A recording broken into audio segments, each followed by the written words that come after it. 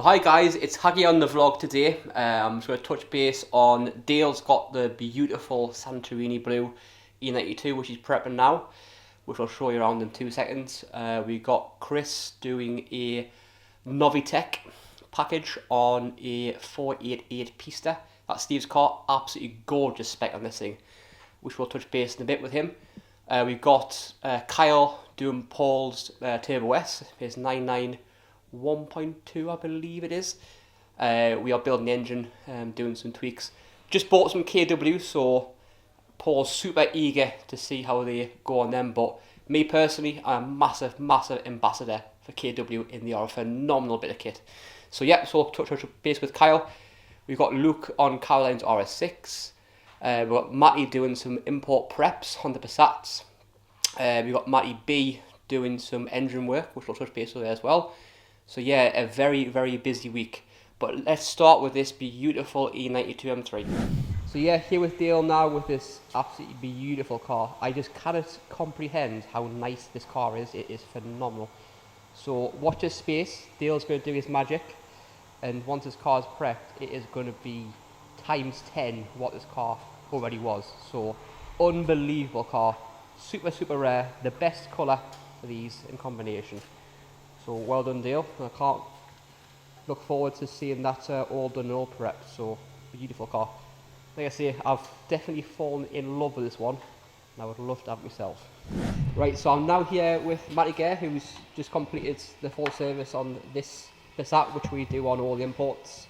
You include obviously an oil filter, and especially on these R36 Passats, we do the Haldex as well. To appreciate things golden, but like I say, like these cars and the condition of these cars are just incredible, aren't they? Aye, absolutely immaculate, the condition of these. Yeah. Like how these cars come from Japan is just different world. Yeah. Like if you look at a car the same age as this is an 08 plate, so 2008. If you looked at a car from 2008 from the UK, the rust is just 10 times worse. That's the biggest, for me, that's the biggest buying point of an import, is the condition, the quality of the car. Especially on German cars these days, I've noticed on the Mercs and BMWs, there's much better cars over there in Japan. So yeah, so you're pretty much done there, and it's almost at the time to be presented to the customer, which is all prepped as well, so all looking beautiful. So yeah, top job, Matty, as always. Cheers. So yeah, just to follow on Matty's there, for me personally now, any sort of German car which is 10 years old or older, import is the only way to go. They are better serviced, they are better condition, they are usually better specs as well. So for me now, the only way to get these cars is important. So now on to Caroline's RS6, where Luke in the background there is fitting a new alternator. I believe these, Luke, are these a 48 volt? Yes. Quite a special, because it's part hybrid, part petrol, these new ones, isn't it? I'll let you just come around and I'll let you abbreviate. Yeah, it's a bit weird. I'm not entirely sure myself on how it works, but it's a 48 volt system. And it is like an alternator generator at the same time. I'm not 100% sure, but some of them were like, it was a starter generator as well, so give it a bit more of an extra boost when starting up. Yeah, makes sense, doesn't it? But yeah, it is. Yeah, it's nearly off. So yeah, top job as always, and that's Caroline's beautiful RS6. Absolute weapon this as well, seriously quick car. And obviously next we've got Paul's big spec Turbo S, which Kyle here is assembling the engine. Yeah. We're going to investigate what's up with it, and then obviously we're going to build it and improve it from there. Also Kyle, Paul has just bought the KW coilovers, which I know you are a big fan of as well. Yeah, absolutely love them. Especially on a car like this is what makes a big difference, especially on the big power cars. Yeah, 100%. Puts the power down much nicer with them on as well. 100%. So how's it getting on? How are you getting on with this flat 6? Well, it's out, and we've got it fairly stripped down, to be fair.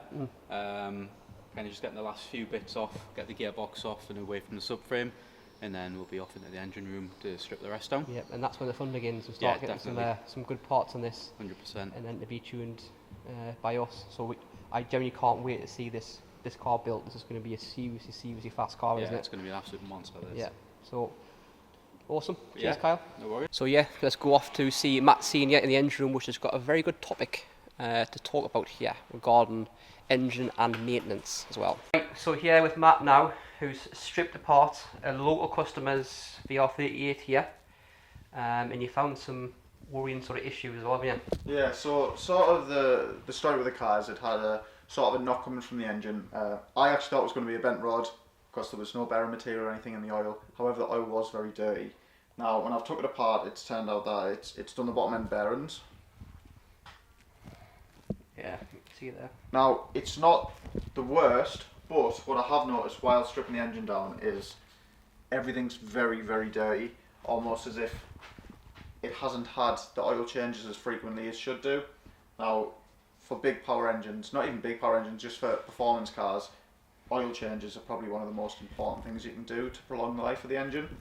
So, if you've got a GTR, I recommend getting it and getting serviced. I think it's even applicable to sort of normal cars as well. Yeah. I mean, manufacturers are sort of putting the cars out now and saying that 10,000 mile is the service like intervals, where really it should be around the 5,000 mile. I don't think 10,000's good enough, to be honest. Or if you're a bit OCD like myself, I sometimes do mine at 1,000 or 500 miles, which Yeah, is a bit extreme. But I know our good friend Tony Swales, with the high mileage GTR, he's a great candidate for that, where he 100%. pretty much services it every single month. And that car is in phenomenal condition. Even the gearbox, you were shocked. Yeah, 100%. I mean, it's got over 200,000 mile on, and to be honest, everything looks well maintained. If you stood it out in the street and you looked at it, you would think, no, that's not a 200,000 mile car, and it drives probably better than a lot of the lower mileage ones as well. So it is definitely it's credit to Tony and his sort of dedication to getting that car, Yeah, definitely. I think when you've got an engine like this, you sort of do need to maintain it, and I think you need the best quality stuff, and of course, otherwise you end up with very dirty parts. And you can see there the sort of oil staining and that sort of stereotypical sort of process. I mean, don't get us wrong, when you take them apart, they do have oil stain on, but this is just a little bit too dirty. Everything on the block was black. It's took a lot of cleaning to sort of get it back to a good standard to start the build on. So next step, starting to get everything measured up and all that good stuff, all that sort of... a lot of people don't understand as well how much maths go into building engine. No, I think everyone sort of thinks you can just clash the engine together, where really you have to measure everything, you have to build the engine dry and then disassemble it almost again and then build it wet, and that is a time consuming process, and it's not a fast sort of process, and you can easily make mistakes if you're not on the ball with it. So we'll leave that to his expert work, and we'll look forward to progress with this one. Yeah. Cheers, Matt. So here with Ren Dog, who's just finished something very, very special on this, which is Lewis's GT3 spec time attack R35. So this is right up your street, isn't it? Yes, mate. We've basically what we've done to Lewis's car was we've installed his Nuke air jack kit. So basically, it's been a case of having to fabricate all the turrets inside of the car to be able to take not only the air jack but also give the car the strength to be able to lift itself off the floor. So quite a bit of an intricate job, really. It goes along the lines of sort of what you would do when you're building roll cages, sort of that kind of fabrication, all sitting on custom made box section parts that obviously go to the floor to increase the strength in the floor. Yeah, so it's total motorsport. Full proper motorsport. And this is the difference between, it's sort of explained to people like the difference between the bespoke stuff like this, which needs to have FIA approval, and it obviously has to have certain races put in. Certainly. But this now obviously means that it makes it tyre changes and stuff a lot easier as well. It's not easy from tracking the car up, but certainly. I've seen this firsthand. You've been on this car for a couple of days now. How much time and effort, measuring and welding, everything. It's phenomenal, because you've got to get everything in square. You don't want one of those air jacks to go in the car and then all of a sudden when it pushes itself out and not be square. It's got to be right. When you're doing any sort of job, anything at all with fabrication, it's got to be A1. So it's measure, check, measure again, just go through that whole process. So let's jump in the car and see a small percentage of it. Shame that we can't see the full kit of it because of its. It's one of the things which you can't appreciate it because most of it's hidden, isn't it? Yeah. So we're inside now. Yeah. So basically, here we go. This is a Nuke Performance air jack kit. Basically, I've had to custom make all of its own lines for it. So obviously, it's running from air pressure. This is your bleeding pipe here. This is where I've secured it.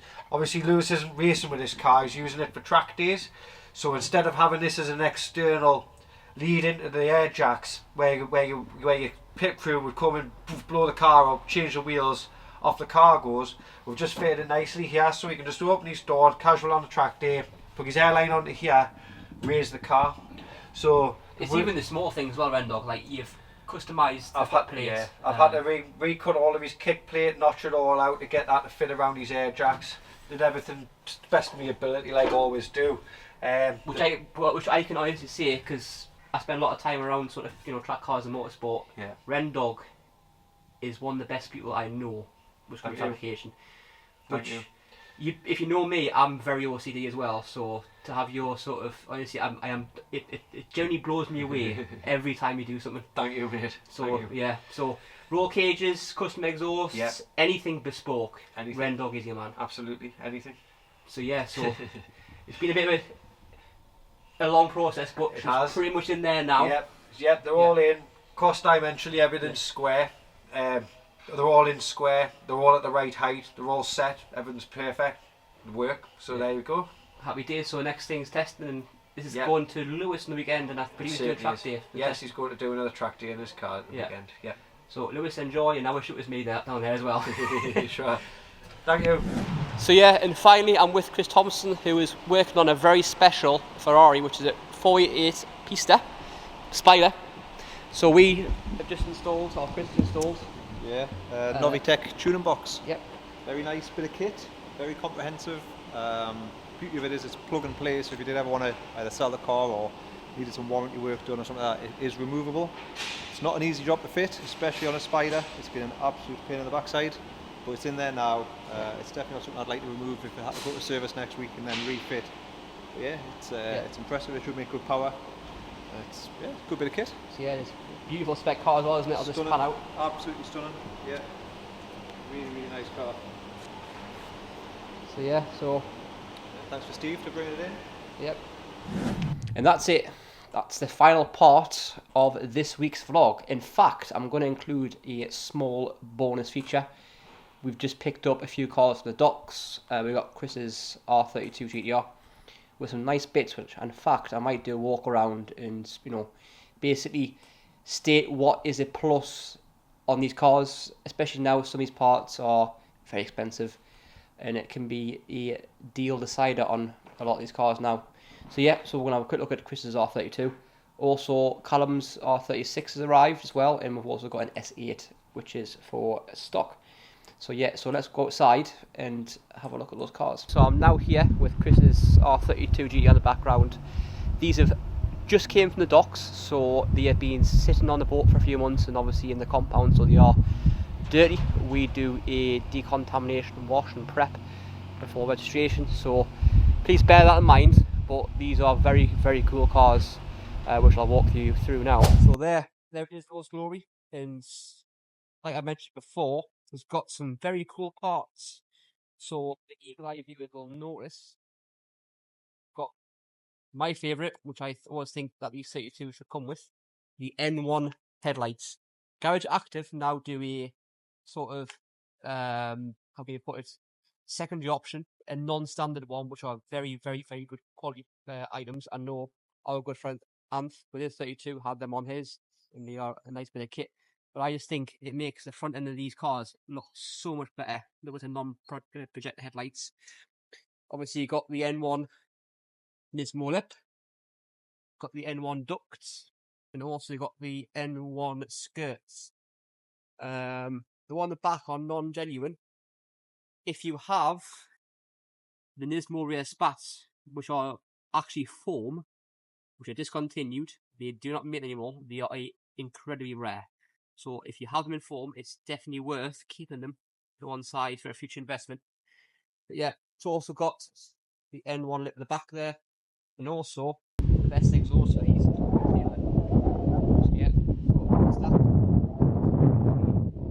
MCR parts as well, which I'll probably do a full video on this bit later on down the line. And also it's got some beautiful ones.